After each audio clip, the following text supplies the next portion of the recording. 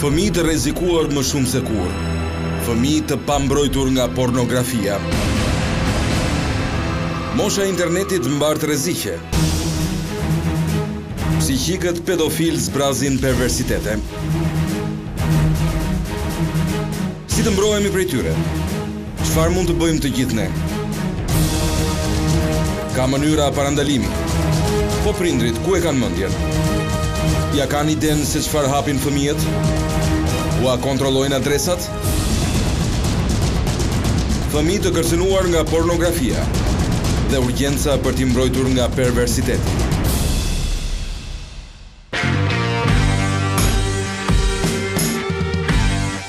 Sipas studimit të World Vision, rreth 60% e fëmijëve në Shqipëri kanë kompjuter me internet në shtëpi. 45% e tyre pranojnë se shohin materiale pornografike.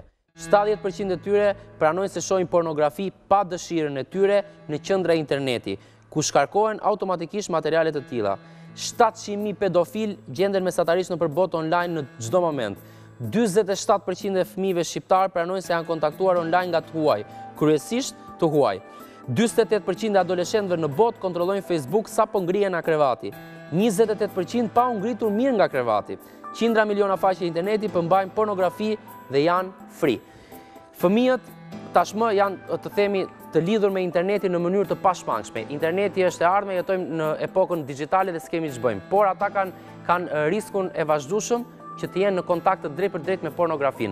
Për diskutuar për këtë, problemet që sjell pornografia, marrëdhënia e fëmijëve me to, sjelljet e prindërve dhe gjithçka që mban për diskutim, kam një panel shumë simpatik, shumë interesant. Rezarta Marini, menaxhere e Alo 116. Mirëmbrëma. Ta sqarojmë një herë linja 116 çfarë është? Atëherë, 116 është linja kombëtare e këshillimit për fëmijë, është një linjë në të cilën fëmijët mund të komunikojnë nëpërmjet dy numrave të telefonit. Po, fëmijët dhe të rinj, që është Alo 11611, që është linja kombëtare e ndihmës për fëmijë ose e këshillimit për fëmijë, dhe Alo 11600, që është linja e telefonit për rastet e fëmijëve të humbur. Mirgit Vataj, koordinator CRCA, që është Qendra për mbrojtjen e fëmijëve. Mirëmbrëma. Atëherë Besmir Semanaj, ekspert IT. Mirëmbrëma zoti Semanaj, dhe Sonila Proni, psikologe. Mirëmbrëma. Atëherë po e filloj me ju diskutimin. Sa e dëmton psikologjikisht ose çfarë efekti ka psikologjik të fëmija parja e pornografisë? Tani, fjala fëmijë njerë duhet përcaktuar mosha e cila... Po flas për fëmijën 11 deri në 16 vjeç, nëse mund të quhen fëmijë. 16 vjeç apo hyn në... Deri në 18 vjeç... Deri në 18 quhet fëmijë ligjërisht. Kështu që po flasim për këtë grup mosh. Tani, kjo është një pyetje shumë e përgjithshme. Normalisht, nëse e diskutojmë dhe analizojmë, pasojat janë për çdo person, janë shumë personalizuara. Gjithsesi, ajo çfarë unë mendoj është se pornografia është një material viziv shumë i rëndë, i cili ngacmon psiqikisht fëmijën, dhe normalisht ai merr një ngacmim i cili nuk ndikon që ai të formojë personalitetin e tij në aspektin seksual. Sepse përveç formimit si individ, ka dhe një aspekt caktuar është formimi seksualisht. Dhe të kemi një fëmijë me seksualitet të shëndetshëm, do thotë ke dhe një edukim përshtatshëm i cili ndikon që ai të formojë ato çfarë është më rëndësishme. Domethënë ta shikoj seksualitetin e tij si një gjë shumë të rëndësishme, por që nuk është e lidhur vetëm me këtë pjesën vizive, i cili ka dhe pjesë tjera, domethënë duhet ta edukoj me të bukurën, me estetiken, me ato çfarë është e rëndësishme, me pjesën shpirtërore. Dhe normalisht ky material viziv ka një ndikim të keq sepse ndikon keq në edukimin e tij mbi seksualitet. Ato e dim, domethënë dëmton vetëm pjesën e edukimit seksual të fëmijës apo në përgjithësi shkakton çrregullimet e fëmija? Tani, kjo është pjesa e parë, domethënë, pastaj pjesa tjetër, domethënë momenti i tij, se sa jepet ai kësaj pjese, se sa ai në botën e tij krijon një marrëdhënie me veten, gjatë gjithë kohës mund të jetë i mbyllur, në raport me mund të jetë gjatë gjithë kohës, domethënë, në kërkim këtyre marrëdhënieve. Nuk i bën fëmijët të themi më të ditur dhe më të shkathët? Jo, unë mendoj se nuk është se i bën më të shkath, më ditur, përkundrazi mendoj se i bën më të shpërqendruar, i bën që ata të jepen në një aspekt i cili akoma mbase psikologjikisht nuk janë gati për të përballur, Dhe normalisht që futën një botë, mendoj unë, shumë intime, shumë veçantë dhe kjo i shkput pak nga realiteti.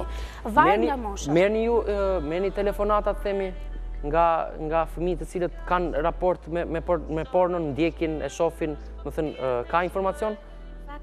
Turi, zakonisht përveç gamës e problematikave të ndryshme që trajtohen në linjën kombëtare të Këshillimit për fëmijë, kryesisht telefonatat e fëmijëve dhe më tepër adoleshentët janë të cilët janë më tepër të ekspozuar, le të themi, për të folur për çështje të tilla, zakonisht nuk raportojnë, sepse stafi është i përbërë nga psikolog dhe punonjës social. Kështu që një profesionist ndërton një marrëdhënie me fëmijën dhe me adoleshentin për të kuptuar më tepër në momentin që ai ka akses dhe është përdor rrjetet sociale.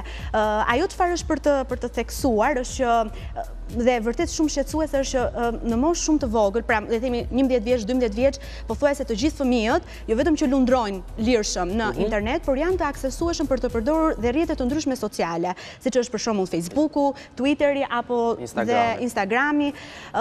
Raportimet kryesisht për sa i përket ekspozimit ndaj pornografisë është pak sa e vështirë për të kuptuar nga adoleshenti, sepse shpeshherë përpiqen kur ju vjen fëmijët që kanë probleme të ndryshme, abuzimi, dhunet, probleme në familje, gjatë bisedave me psikologët dalin që ata kanë themi marrëdhënie me pornografi në internet, ndjekin, le të themi japin sekuenca, patjetër që japin, domethënë ideja është që fëmijët në telefon mund t'japin, le të themi, ato gjatë navigimin në internet mund thonë që shikoj, se ne gjatë pyetjeve që mund të bëjmë këshilluesi, patjetër që bëhet kjo gjë, sepse në një farë mënyrë ne bëjmë dhe një psikoedukim, që do të thotë një ndër qëllimet kryesore që ka shërbimi është çdo informacion fëmia apo adoleshent të jetë i mirë informuar për atë informacion dhe për lundrimin e sigurt në internet. Pra kjo është sfida jonë më e madhe, se si këta fëmijë dhe adoleshent, janë përdorues të këtyre rrjeteve sociale, po si duhet jenë ata përdorues të sigurt të këtyre rrjeteve sociale. Dhe faza që ne duam të bëjmë psikoedukimin, pra të japim informacionet psikoedukuese, zakonisht raportojmë po pak, nuk është se ndalen shumë për të thënë informacione.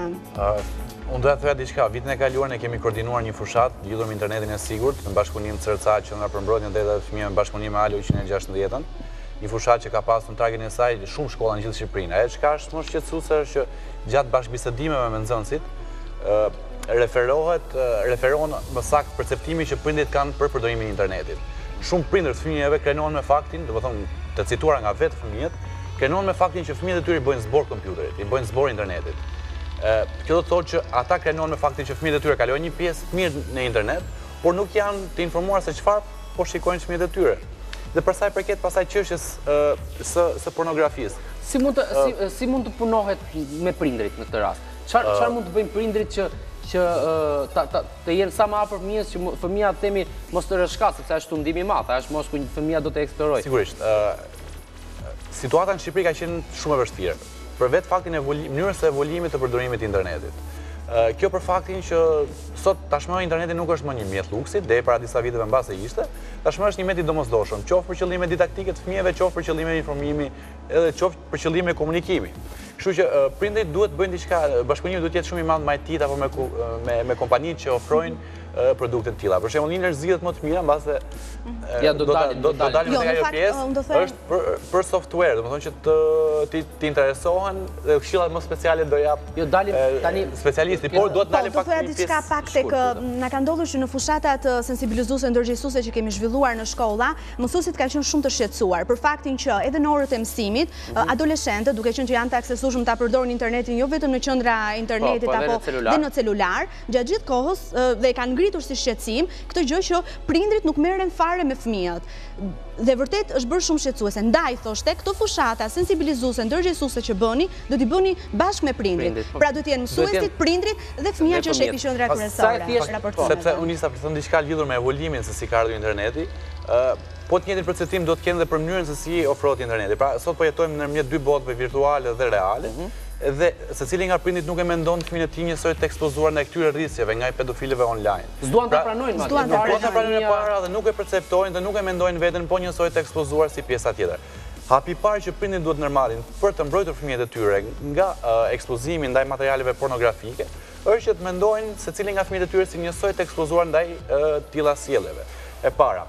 Dhe e dyta ka të bëjë me faktin që prindrit duhet bisedojnë më shumë me fëmijët e tyre dhe duhet hetojnë mënyrën e sjelljes të fëmijëve të tyre dhe duhet ta evidentojnë mënyrën se si sillen dhe se si reagojnë pasi kanë kaluar një kohë caktuar në internet. Ne si zyrë, duke qenë se duhet ta lidhë përsëri me kushtet në cilën ka kaluar Shqipëria, kemi patur disa amendime të kodit penal lidhur me pornografinë. Në vitin 94 është bërë i pari, në vitin 2008 është kriminalizuar për herë të parë. Dhe në vitin 2013, si rezultat i lobimit të fortë që zyra jonë, pra Qendra për mbrojtjen e drejtave të fëmijëve, ka bërë në bashkëpunim me Parlamentin, Ministrinë e Drejtësisë, kanë kaluar dhe është përmirësuar kodi penal, pra në maj të vitit 2013, duke e kriminalizuar dhe përdorimin e të gjitha materialeve të cilat kanë si qëllim të tyre ekspozimin e fëmijëve ndaj materialeve pornografike. Sa thjesht është të shohësh porno në internet? Atëherë, në realitetin shqiptar, por jo thjesht në realitetin shqiptar, por në realitetin global, është jashtëzakonisht shumë thjesht shikosh porno në internet. Mjafton të kesh një linjë internetit dhe çdo gjë është aksesueshme. Nga shifrat, me të vërtetë alarmuese, 30% e benduitit, pra 30% e përdorimit të internetit, hapësirës, le të themi, përdorimit të internetit global është nga sajtet porno. Dhe përdorur për porno, 30% e benduitit, kapacitetit të internetit botror përdoret për porno. Kemi janë statistika nga BBC, 70 milion përdorues aktiv çdo ditë aksesojnë këto faqe. Pra janë me të vërtet shifra alarmuese dhe nuk mund ta përjashtojmë Shqipërinë nga ky rrjet global.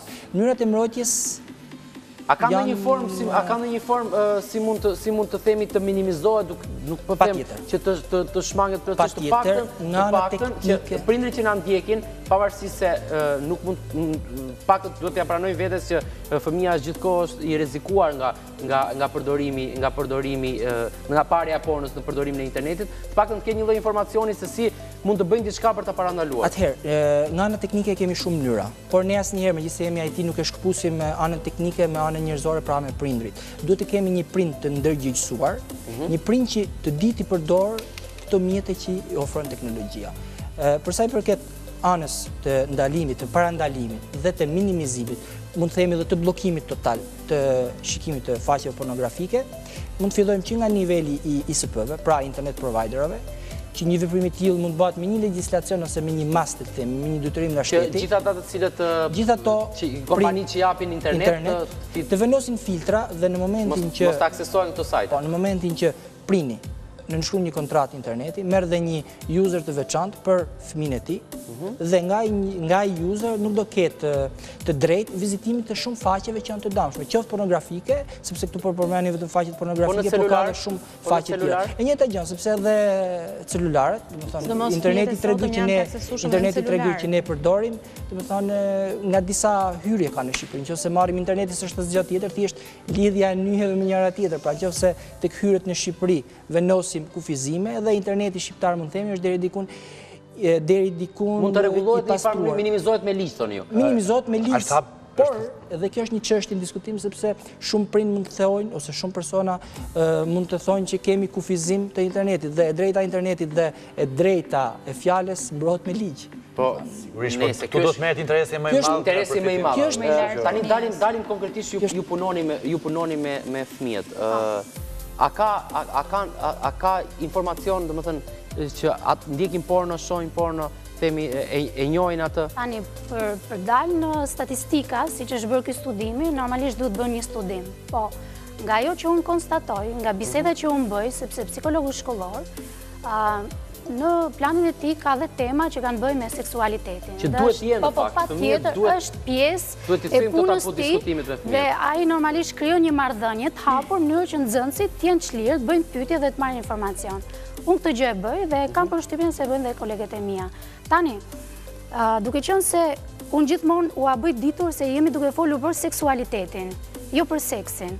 Dhe normalisht kanë hapësirën për të bërë dhe pyetje të cilat i shqetësojnë dhe ata kanë nevojë të dinë. Nga pyetjet kuptoj që ata shohin materiale pornografike, sepse sjellin pyetje që janë të lidhura. I shohin si trend, i shohin në raport me të dashurin apo të dashur për kace për të qenë më të mësuar. Unë po flas vetëm për nxënësit e moshës dhe 10 vjeç, këtu po fokusohem sepse këtu lind interesi, normalisht. Dhe unë shqetësohem pikërisht për këtë moshë, nuk shqetësohem për moshat e rritura. Po pse 16 vjeçarët merret a priori që kryejnë marrëdhënie seksuale, ë? tani, një pjesë nga një studim që është bërë para 2 vjetësh që në moshën 14 vjeç fillonin eksperiencat e para seksuale. I ndihmon të ndjekurit të pornos? Dhe ky është diskutimi i madh, ekspozimin ndaj materialeve pornografike. Është një sjellje, izion kurioziteti për si marrëdhënie seksuale. Sigurisht. A i imitojnë ata? Tani, duke qenë se thuhet se seksualiteti për të shfaqur duhet disa parakushte dhe një nga këto është edhe vetë siguria ose sa besim ka ai për të bërë një marrëdhënie seksuale. Duke qenë se nuk e ka këtë vetbesimin, se nuk është mosha mbase që ata duhet ta fillojnë këtë aktivitet. Ata mbase ka nevojë për të parë shembuj, për të parë se si zhvillohet. Por unë kuptoj që kjo i dëmton seriozisht, domethënë, bët kuptimin e tyre mbi seksualitetin. U krijon një imazh i cili nuk do t'i ndihmojë ata të kenë një marrëdhënie të shëndetshme nesër pastaj. Ka pasur raste me trauma që çfarë mund të kujtoni ju? Të cilët trauma psikologjike ose fizike në bazë të themi nga informacioni të imitimit dhe nga mungesa e eksperiencës duke tentuar të imitojnë atë që kanë parë. Nuk kam pasur raste të tilla. Mund të jetë a priori fakti që mund të ketë trauma për të vetëm arsye që ekspozimi ndaj ose kryer marrëdhënie seksuale në moshë të hershme ka 2 impakte, impaktin fizik, duke qenë se trupi nuk e ka arritur pjegurinë për të hyrë në marrëdhënie seksuale, por edhe impaktin psikologjik. Dihet që vendimet të cilat merren në moshën minorene, 13, 14 dhe 15 vjeç, janë vendime të pamenduara mirë, që të thotë që mund të kenë impaktin psikologjik, pra prevalenca shumë e lartë që të ketë një pasojë psikologjike në të ardhmen, pra merret a priori kjo pjesë që do ketë pasoja psikologjike, hyrja në marrëdhënie të hershme seksuale. A si kanë raportin me prindrit, domethënë? Flasin me prindrit për seksin? Kjo është gjëja e cila më shqetëson mua si psikologe. Tani, prindi nuk e kupton se edukimi seksual fillon që në moshën e hershme, që kur fëmia është në fazat e parë. Mënyra e mendësisë tonë, e mentalitetit tonë është pjesë prezente që shpeshherë ajo çfarë i shtyn unë personalisht dhe nga eksperjenca e shërbimit shikoj që arsyeja që adoleshentët apo dhe fëmijët të cilët shikojnë materiale pornografike vjen dhe nga mungesa e mos komunikimit me familjen, sepse ne akoma kemi mendësinë që fëmia nuk duhet informuar rreth seksualitetit. Jo, është shumë gabim. Çdo prind, çdo person që kujdeset për fëmijën duhet patjetër kur shikon fazën e zhvillimit të tij, për atë ndryshimit nga fëmijëria në adoleshencë, patjetër që duhet përpiqet të ndërtojë një marrëdhënie me fëmijën dhe ashtu siç të diskutojë çdo çështje të rëndësishme për të diskutojë dhe të marrë atë të informacion dhe në lidhje me seksualitetin. Dhe këtu fillon ajo çfarë i shtyn më tepër adoleshentët për ta marrë një informacion në mënyrë tjetër dhe të keq vërtet kjo, po unë mendoj se duhet. Cila është pyetja më e zakonshme që ju bëjnë në raport me pornografinë? Nuk është se bëjmë pyetje lidhje me pornografinë. Flasin ndonjëherë hapur që thonë jo, flasin hapur, patjetër që flasin, mbase jam unë që i ngacmoj për të kuptuar dhe dua që ata ta kuptojnë se këto materiale nuk ndikojnë pozitivisht dhe kanë një moshë caktuar për t'i parë. Çfarë pyesin zakonisht? Po bëjnë dhe pyetje që nuk përputhen fare me moshën e tyre. Për shembull, një pyetje që ne na kanë bërë është që kur kemi ndërtuar raport, ka thënë që ja, kjo më shërben mua që në momentin që unë do të ndërtoj një marrëdhënie, ti përdor, të di të bëj seks mirë. Një pyetje një përgjigje që kemi marrë nga një adoleshent. Çfarë ju pyesin zakonisht ose çfarë i themi i ngatmon më shumë? Pyetja kryesore është kur duhet fillohet një marrëdhënie seksuale. Kjo është ajo çfarë i shqetëson, po. Pyetja më dominante. Dhe normalisht, ashtu siç po thoshte edhe kolegu, unë i bëj të kuptojnë se ka një moshë caktuar. Ka një moshë caktuar atëherë kur ata ndjehen të sigurt dhe duhet kenë një raport emocional i cili i bën gjërat, ndikon që të bën gjërat më bukura. Kjo është tebi pjesa teorike dhe ajo që ju jeni e detyruar t'i thonin. Domethënë, dhe është krejt normale sepse ju bëni në një farë mënyrë prindin, psikoedukimin, bëni dhe prindin gjëra që dhe prindit duhet të ishte prezent sepse kanë përshtypjen prindi është problem shumë i madh që kjo vjen edhe për hir të faktit të zgjidhje integrale, duhet të ketë gjithë përfshirje. Ata shikojnë shumë praktika seksuale. Madje realisht është barë shumë e rëndë juaja përgjithsisht e psikologëve, duke qenë se në shtëpi janë tabu, domethënë brezi po dhe brezi, domethënë është prezente. Po përsëri prindrit nuk vazhdojnë nuk flasin, është shumë e vështirë. Dhe këtë e di. Po thoja konkretisht, domethënë çiftet 15-16 vjeç që kanë kryer marrëdhënie seksuale, që janë në një marrëdhënie seksuale, imitojnë të vinë dhe thonë që okej, neve bëjmë seks dhe tentojmë të imitojmë atë që shohim në porno, kanë ndërtuar në kokën e tyre mite të cilat duan të rrisin performancën e tyre në raport me partnerin? Nuk kam arritur, të kem bisedat tilla deri në këtë pikë. Deri në ç'nivel mund të flasë? Unë kuptoj që janë më shumë janë meshkujt ata të cilët shikojnë pornografi. Sa kam kuptuar unë. Mbase ata shikojnë dhe pjesën e përgjithësisë sepse marrin përsipër që në raport t'i japin ata drejtim këtij raporti. Dhe përgjithsisht vajzat janë më po duke mos e kuptuar që ata janë aktorë dhe ajo është gjitha themi një lojë dhe sigurisht që realiteti nuk është i tillë, i shkakton trauma performanca e tyre që sigurisht duhet të jetë shumë më dobët se aktorët. Një realitet tjetër që ne nuk e besojmë. Zakonisht meshkujt flas për gjimnazistët tentojnë të kenë marrëdhënie me femra të rritura. Domethënë e mendojnë ta fillojnë marrëdhënien seksuale me një femër e cila ka eksperiencë.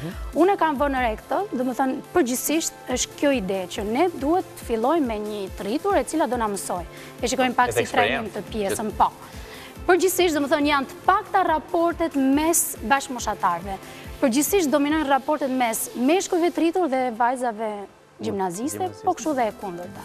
Është kjo, pra ata përballen me këtë fakt, pasigurinë, duke ndërtuar një marrëdhënie e cila është asimetrike për mendimin tim dhe nuk është as pak e shëndetshme. Gjithsesi seksi në 18 vjeç është i dëmshëm dhe ky është një diskutim që nuk ka diskutim kjo si çështje. Sa të sigurta janë sajtet porno, se përveç se klikimit kanë problematikë. Për këtë pjesë doja të flisja çik më shumë. Deri tani u diskutua pjesa, domethënë, që folën zonjat të nderuara për dëmtimin psikologjik ose dame tjera që i shkakton, por nuk du të harrojmë që një nër damet ose një nër problematikat që do hasën këto fëmijë dhe prindrit e tyre, do jenë që 90% e faqeve pornografike janë faqe të palishme, janë faqe që janë të mbushura me viruse. Sot jemi në ekonominë e tregut. Thame që 30% e internetit përbëhet nga faqet pornografike. Tani, përderisa jemi në kapitalizëm, këto përfitimi kanë hapë. Fitimi është dy mënyra. Faqet e lishme i fitojnë, marrin fitimet nga adset, nga reklamimet e ndryshme. Kurse, përsa i përket faqeve, 90% ose ndoshta edhe 95% që janë të palishme, janë të virusuara. Janë të virusuara dhe çdo përdorus, çdo person që hyn, çdo i mitur që futet në këto faqe, do i dalë një pop-up për një chat, që ndoshta mund të jetë një pedofil. Siç e thatë dhe ju, pjesa më e madhe janë të huaj. Mund t'i shkarkohet në kompjuterin e tij automatikisht një program I cili këtij fëmije, pse jo dhe prindit që përdor atë kompjuter, mund t'i marrë vjedhje identiteti, çfarë do thotë vjedhje identiteti, kredencialet e tij të llogarisë bankare, kredencialet e Facebookut, kredencialet e adresave të emailit, gjitha këto gjëra mund të përdoren për shantazh. Shantazh për fëmijën që ta shtyn drejt një rruge të caktuar, shantazh nesër pas nesër dhe për prindin. Ashtu kemi pasur një rast të fundit, një vajze nga një qytet I Shqipërisë, nuk po e themi. Ajo dikush I kishte vjedhur një account në Facebook, kishte vjedhur faqe dhe kishte përdorur fotografitë e saj. Ajo mendonte që këtë gjëja kishin bërë bashkëmoshatarët. E përjetonte vërtet shumë për faktin sepse si do ta marrin, do ketë dikush që do t'i thotë prindërve të mi, unë ndihem shumë keq për këtë gjë dhe po e përjetonte aq shumë sa që kishte vendosur të linte edhe shkollën, sepse ishte vendosur në qendër të talljeve. I pyetën për fotot ku I kanë marrë, nuk e di ku mi kanë marrë fotot, por vërtet është shumë shqetësuese ky në si rast që është dhe realiteti denoncohet dhe bllokohet. Atëherë, në qoftë se ndodh një rast I tillë, ose mund drejtoni duke telefonuar organizatat fjalë, ose edhe policinë, mund drejtoni në policinë dhe prokurori dhe fillon një hetim. Për këtë çështje, sepse është futet tek veprat kriminale. Nëse mund të merret për rastin e fundit për vjedhjen e profili që u bën në Shqipëri, personi në fjalë që u arrestua gjykohet në gjykatën e krimeve të larta, krimeve të rënda. Klasifikohet tek krimet të rënda. Dhe ka diçka, do të thonë, identity thief ose vjedhja e identitetit personit është një ndër krimet më të përhapura sot për sot në botë nga ana e sigurisë së informacionit. Sepse mand të asajna mund të nisë që nga kopimi ose klonimi I kartës identitetit dhe deri tek pjesë tjera. Një ndër gjërat tjera shumë të rëndësishme që një njeri normal, një adoleshent normal dhe një prind, nga një person I thjesht mund të kthehet në kriminal për shtetin, është që duke vizituar faqet pornografike, nga instalimi I ndryshëm I programeve që bëhen, kompjuteri I tij në mënyrë automatike ose në mënyrë të centralizuar mund të përdoret si robot, si zombi. E përdorim një në anën, do të thënë si fjalë teknologjike, ku shumë ndoshta dhe flitet shumë në media, filan këngëtari ju shtuan like-et ose filan këngëtari ju shtuan klikimet në YouTube, nuk është asgjë tjetër, thjesht ky rrjet zombi ky rrjet i kompjuterave të infektuar që është marrë nga faqet pornografike në përgjithësi në shumicën e rasteve, me një komand që ju nuk ja keni iden fare, mund të klikoj një X këngë, mund të klikoj një X site dhe i shton trafikun. Do të shpesher në profilet tona Facebook që ke bërë like faqeve të cilat që nuk e kupton. I bie që kemi hyrë në porno. Është një skript, jo, nuk është, do thonë kjo puna like-eve është më shumë tek faqet shumë të vizitura, fusi një skript nga mbrapa që në një mënyrë automatike bot. Por ka një problem tjetër, që ta çoj iden deri në fund, është dhe pjesa ku kompjuteri juaj, duke qenë i virusuar nga këto faqe në shumicën e rasteve, mund të përdoret për thyrjen e një banke, mund të përdoret për vjedhjen e identitetit një personi tjetër shumë mirë. Dhe automatikisht ju bëni kriminal. Megjithëse ju nuk keni bërë asgjë, ama mjeti që është kryer krimi është kompjuteri juaj. Atëherë të bëjmë një rezume për ata të cilët ndoshta nuk e kuptuan sepse gjuha ishte disi teknike, nuk është thjesht problemi nëse hyn në faqet porno. Faqet porno janë zën 30% të gjithë gamës të përdorjes së internetit, por nëse hyn te këto përgjithsisht 90% e tyre janë falso dhe duke qenë falso, automatikisht aty mund të krakohet, mund të merret, mund të vidhet identiteti juaj, mund të vidhen të dhënat e familjarëve tuajat personale dhe të përdoren të keq përdoren, kështu që përveç pjesës të dëmit që mund të ndiqni porno, mund të ketë edhe rreziqe të tjera, jo vetëm për ju, por për gjithë familjen tuaj. Këta të cilët shohin porno, domethënë këta adoleshentë që shohin porno, i marrin me qenë sepse nuk mund ta mohojnë derisa janë 45% atyre që pranojnë, unë jam i bindur që janë më shumë sepse shumica dhe nuk flasin për efekt frike.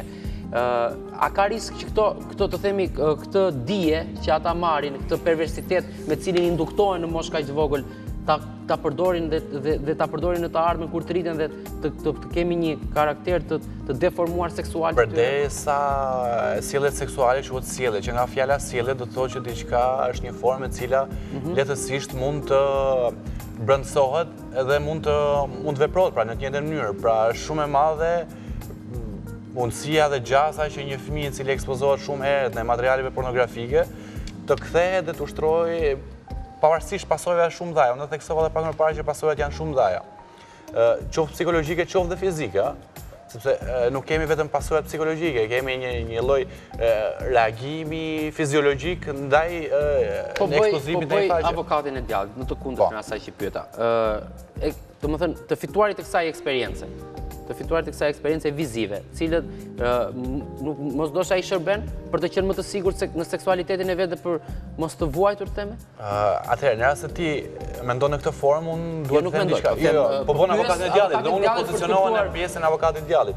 Është e dëmshme për vetë faktin pse, sepse çdo sjellje ka një kufi moshor dhe ka një arritjen e jo vetëm të pjekurisë fizike, sepse shpesh herë adoleshentët argumentojnë faktin që unë jam çun 2 metër apo është një vajzë 2 metër, jo vetëm pjekuria fizike ka rëndësi në ekspozimin ndaj një sjellje të caktuar, por dhe pjekuria psikologjike. Pra, kemi të bëjmë me një mos përmbushje të dy kriterëve kryesorë, që është mos pjekuria fizike dhe mos pjekuria psikologjike. Pra, duhet të jetë diçka që mësohet hap pas hapi. Pra, nuk është mosha në cilën një fëmijë duhet të eksplorojë. Ideja është shpeshherë thonë paktën profesionistët që studiojnë pikërisht të moshë thonë sa më vonë që të jetë e mundur. Nuk është se dhe në marrëdhënie seksuale profesionistët nuk është se përcaktojnë se nuk është e ndarë me ti që 17 vjeç specifike rritja? Nuk mund të thua 17 vjeç që duhet kryesh marrëdhënie seksuale, por mund të thua që përpos informacioneve që ti jep, ti thuash, po sa më vonë aq më mirë do të shërbej, domethënë. Pak më të thjesht dhe më të drejt për drejt dhe të pranoni ca realitete, domethënë dhe ju që jeni psikologë dhe jeni në kontakt me ta. Mos duhet të flisni në gjuhën e tyre dhe mos të, domethënë, adoleshentët i kanë bezdik këto biseda teknike, të themi, që jo, domethënë, mos duhet të jemi më drejt për drejt. Në momentin nuk mundohemi që të flasim ne kemi dhe ju e keni gabim, pavarësisht faktit që ne mundohemi të shkrihemi gjatë orëve ndërgjithësuese që ne bëjmë. Dhe ne nuk shkojmë me një flipchart atje dhe me një tabelë që shkruajmë kjo është e mirë dhe kjo është nuk është e mirë. Arini të futeni. Sigurisht arini që të futemi dhe ne nuk kemi lindur të rritur. Përdorni ju tema fjalë tabu me ta?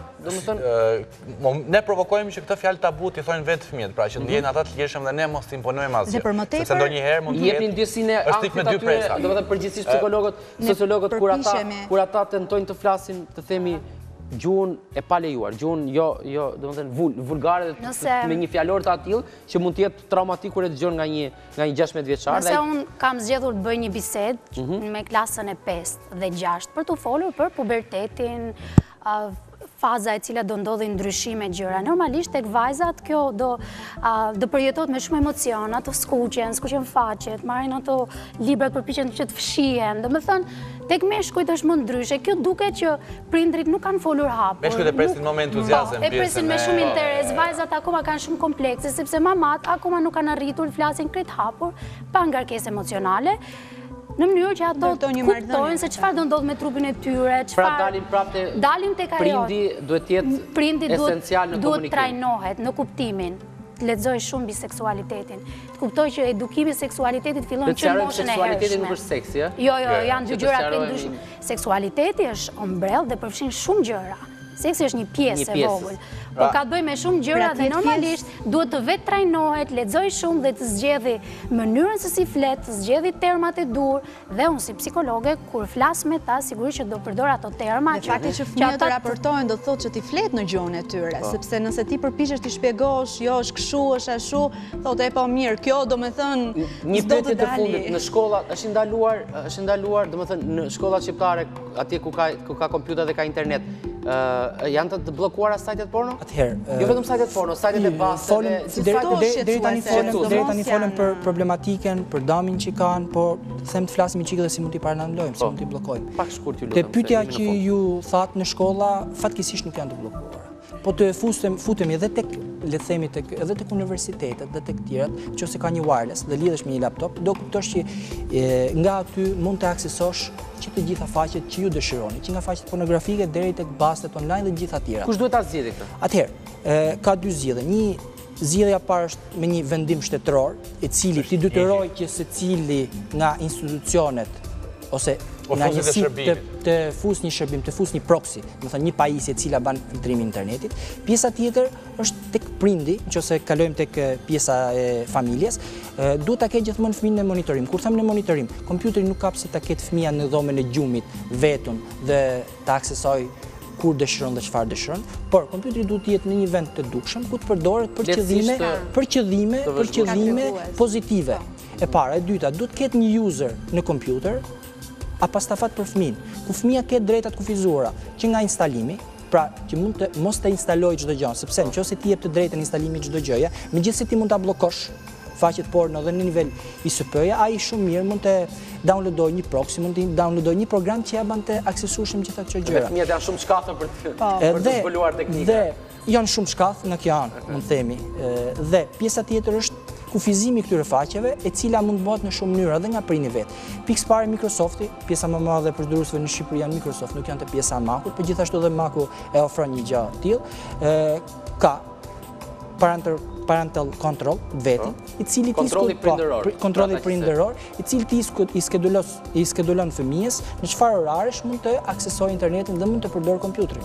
Pra, pikë parë i krijon userin, e dyta i cakton oraret kur do aksesojë internetin, e treta dhe Internet Explorer dhe browserat tjerë kanë plugine, do të thonë kanë shtojca, të cilat mund të instalohen, të venosen me password, të cilat fëmia nuk mund t'i tejkalojë dhe ti në mënyrë automatike i bllokon gjithë këtë pjesën. Por unë si IT, pjesën më shqetësuese nuk shikoj PC-n dhe laptopin, por shikoj tabletin dhe celularin, që sot mund të themi dhe fatmirësisht, por dhe fatkeqësisht, pjesa më madhe e fëmijëve dhe adoleshentëve e kanë me vete. Pra nuk do shkoj te kompjuteri që shikoj faqet pornografike, por do shikoj te tableti.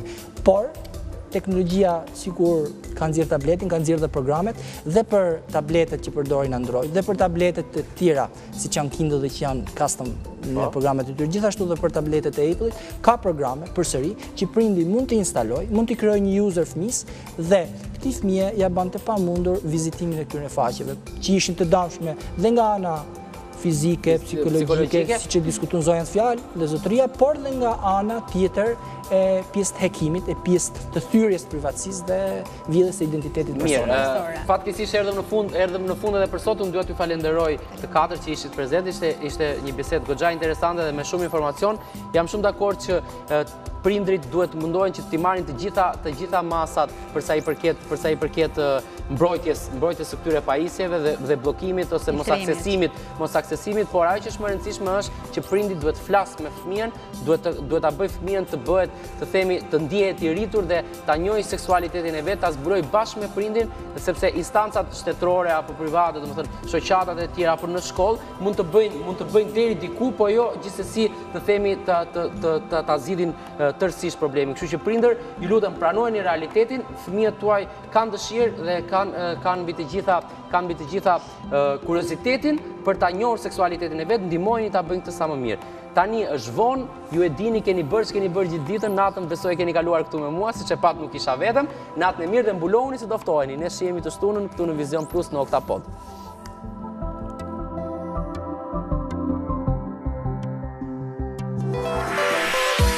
Asgjë nuk është më e rëndësishme se fëmijët.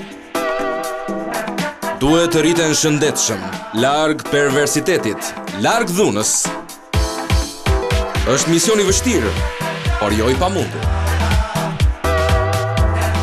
Oktapodi mbaroi, ndaj flini. Është vonë.